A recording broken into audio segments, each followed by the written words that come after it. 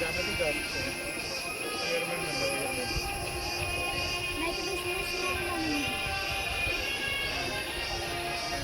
Ma'am बन गई इसमें। अरे हाँ यार बनेगा वो, ये तूने कह दिया ये बहुत बड़ी बात है। कोई सिखा रहा है क्या इनको? हाँ वो आगे सिखा रहे हैं। वो आगे ऐसे बैठे हैं और इस सब ऐसे बैठे हैं। ये सब आर्मी वाले हैं ना, उन्हीं की तो प्रैक्टिस हो रही होगी। देखो ये दौड़ा भी रहे हैं उनको। वहाँ अंदर भी हैं, वो जिम है। इनके अंदर हैं कि बाहर हैं? जिम है वो। अंदर है जिनके अंदर लोग। हाँ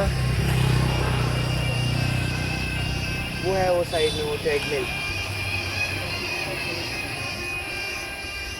वहाँ बॉस कहाँ आएंगे? तो वो समझ लो कि दौड़ो।